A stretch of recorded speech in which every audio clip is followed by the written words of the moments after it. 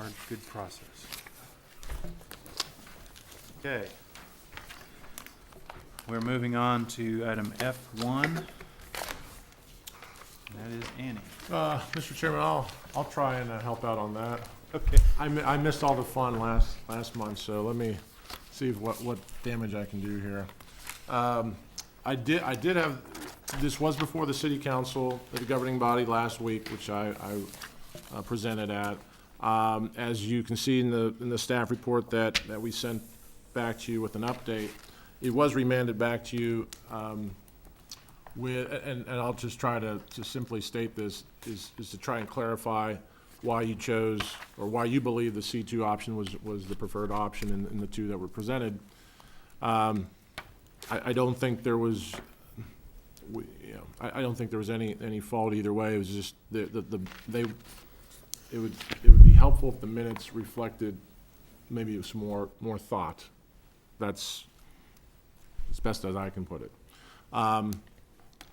To remind you, in the staff report, the staff recommendation did recommend two options. One was the straight C2, one was a PUD option.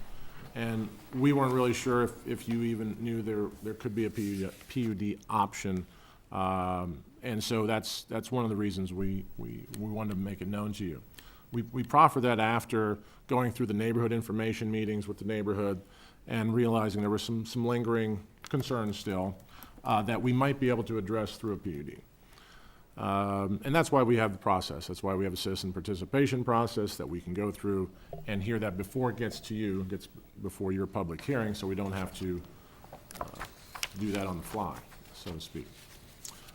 So really, those really addressed a few things. The PUD option addressed the timing of development with the road construction, the compatibility of some of the more intensive uses that are allowed in C2.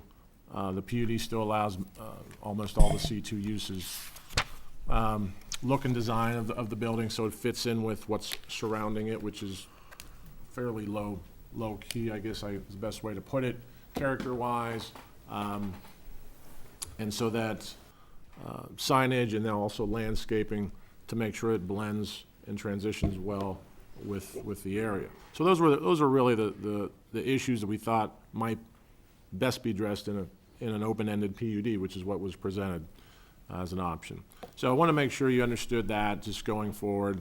Both options from staff perspective are acceptable. That's why we call them options.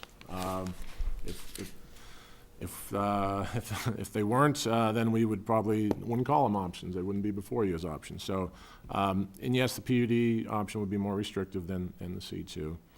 But like I said, we just wanted you to be aware that that's the potential. If you wanted to go down that path and explore that option further, it's there.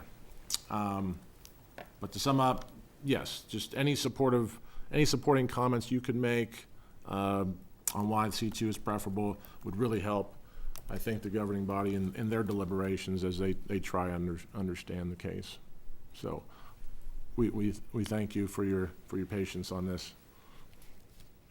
Thank you, Bill. Yeah. Questions? Yes. Now, Bill, could you just review for us the types of businesses that would be excluded between a PUD and a C2? Without any, saying you can't do this or this, just the Sure. ordinance, what does it exclude?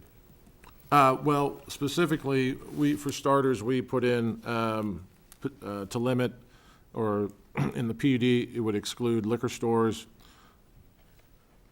I'm going to read it from the staff report. Tobacco shops, restaurants or establishments of a drive-in and or carry-out type, offering goods to customers in motor vehicles, automobile rental establishments, and then also automobile service stations type 1 and 2. These would be a convenient, sort of a quick shop type of a deal, or a gas station combination. And then vehicle car wash facilities. Those would be the ones we again, this was a starting point, but those were our suggestions. Well, I remember that. What I said, what I meant was, what does the ordinance exclude between a PUD and a C4 or C2. What does it? PUD, you can just name anything you want. Oh, Yes. yeah, and so the idea here, which again is, I call it an open-ended PUD, because normally you have a PUD site plan before you and a list of the restrictions. Here, we are saying, instead of making the owner go through that now, because he's not ready to develop, he's not the developer, that a PUD could come along at the time of building permit approval, and before that, have a PUD plan, site plan submitted. So it does, it can be tailored made to whatever, as you know, whatever condition you think is appropriate.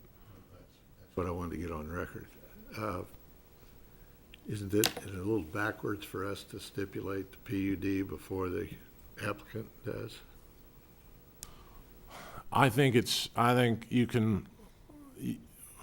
a way to address concerns when you have a straight zoning with no development proposed, and you want to have some compatibility issues addressed. It is, I think we've used it one other or two other times that I can recall, that we set up an open-ended PUD to come back at a future date and limit the restrictions. Because when you don't have a plan, it's pretty hard to just sit there and write a PUD development. So we thought that might be a little more flexible given the ownership situation here, and no imminent development pending. As I recall, the owners expressed a preference for the C2, is that correct? Yes, that's, Do you have a zoning map, existing zoning map of the area? put that up. One you showed previously, please. Yeah. Mhm. I do have a question for you. Are any of the other properties tagged in red up there, which clarify for me because my eyes are bad, that's zoned, tagged in red is zoned what? C2 and C4. Are any of those have any of the restrictions you're asking in that PUD applied to them? No, I they do just not. wanted to make sure that through No. their zoning process, they weren't. So the subject property is surrounded by C2 and C4. And it's the zoning map is actually, might be a little misleading because the properties on the south now are now right-of-way. It was condemned at one point by the city, so there won't be any Meaning development they're down adjacent there. to interstate property? Yes. Okay. That's right. If I remember the neighborhood comments, they were concerned about traffic, and the counts were such that even on the existing road was well within the stipulated amount, and with the improvement of 37th Street, it would be far away and above capacity for adding the trips per day that were expected from that property. Is that a fair summary? Yes, I believe what you have in the staff report outlines the current capacity, or the current trips, which roughly over 8,000 or so, and the capacity of the two-lane road is acceptable at this point. Any improvement, I believe the improvement that was outlined in the staff report that could happen on the property would add about 5% to that number. 5% of existing Of traffic. existing, yes. But well within the limits. Yes. Well within any normal acceptable limits, and it'll be very minimal when the street gets improved. Were there any other negative comments or concerns from the neighborhood on record, Other than was presented to you? traffic-wise? Oh, traffic-wise, I believe it's just been still the concern of having some of the larger vehicles and then coming into another commercial development there. I think that was Has the, in addition to, has the neighborhood to the north expressed any concern about the heavy truck traffic on I-70 that's actually closer to the residential property than this property when you look at the far left edge of your map there? no. We're talking about vehicles traveling 70 miles an hour down I-70. Yeah, there's a bit of actually, if you drive by there, there's a bit of a buffer and from the back of the property to the highway, so that really isn't an issue. Buffer, explain the buffer. Trees and berms. Future improvement of the road, it will be 5 lanes in this location, correct? It may be, we don't, it's under designs, at least 3, because we gotta get under the bridge, but yeah. But 3 the or 5. intersection itself is already set up for 5 lanes, if I'm not mistaken. Yeah, The And west based, leg of the intersection. and based on the long-range planning, when is the projections for that? the CIP was approved so that design can start now. Construction would probably begin down at the Gage end of 37th in 2015 and probably end in 2016 down at the Burlingame section. So in this area, probably 2016. And they currently have no plans on development currently. The applicant does not, I'm not aware of any. And it's been vacant since 19, B9 or something. yeah. Yes, since it was annexed, yeah. If I remember, he mentioned that I think I asked him if he had somebody since the liquor store left and went somewhere else, and he said no. Bill, I have a question. Being that we have C2 on one side, C4 on the other, the C2 property being looks like a residence that's been used as commercial over the years with the billiard supply and then a church and then so on. Is there anything that would prohibit that property from redeveloping with any usage that's currently in C2? No, it's zone C2. It could develop for any C2 without restriction.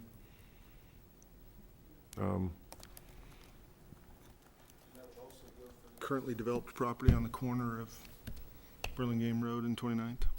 Yeah, that's C4. C4? Yeah, Mhm. Yeah, so no limitations placed on it, just to be clear. correct. I think the idea here, is, so you know where we're coming from, is the look of what's out there right now is not so intense on the corner or to the where the C2 property is to the west. It's signage is somewhat sedate, and you have a relatively compatible-looking building. So I think that was, I think the concern was, you know, what if it didn't look like that? That could be an issue. Big old 35-foot high sign and flashing and, well, it wouldn't flash now, huh? Care of that. So, We took care of that, yeah. all right, wouldn't flash, it would be high.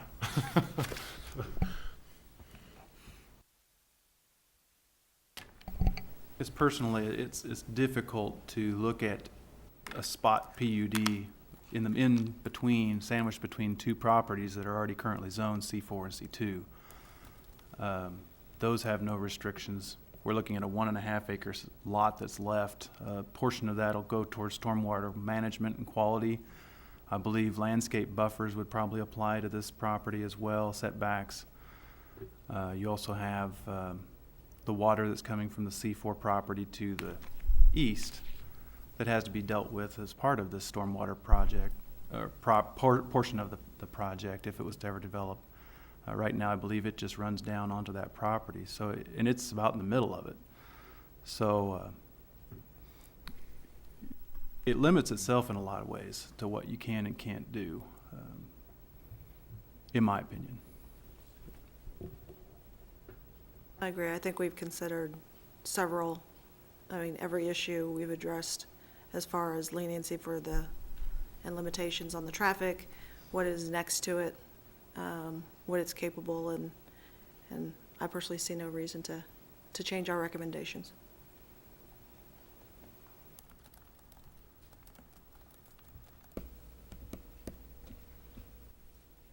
Was that a motion? I'll make a motion. I'll Do second do that. we need a motion? Or no action would be, Yeah. It probably would be better to go ahead and take action. Before we do so, do we feel we have covered and provided enough information? Or is there more we need to discuss? We heard some physical limitations that you expressed. A couple of us expressed the opinion that the traffic is really a non-issue.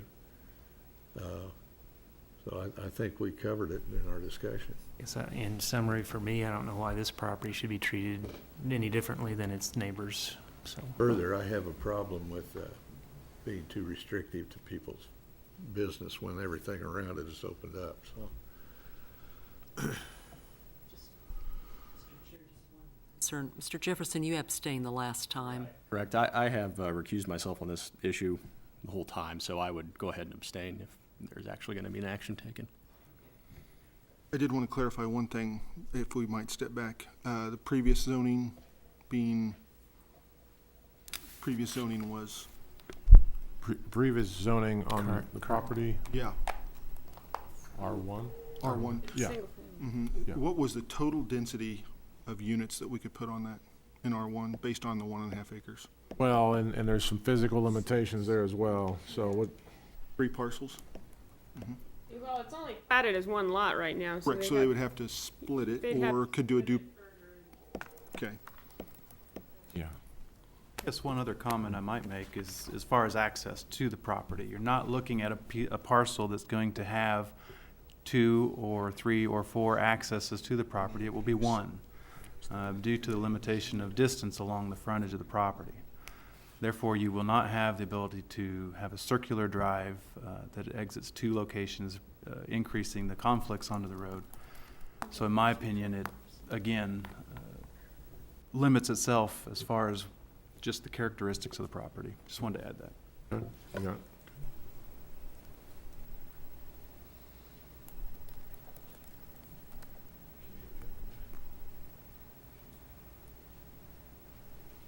Do I need to, I'll make a motion to continue our recommendations of the C2.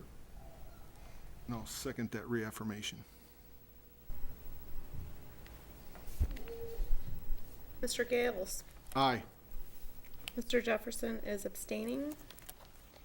Mr. Lackey. Aye. Mr. Beardmore. Aye. Mr. Beck.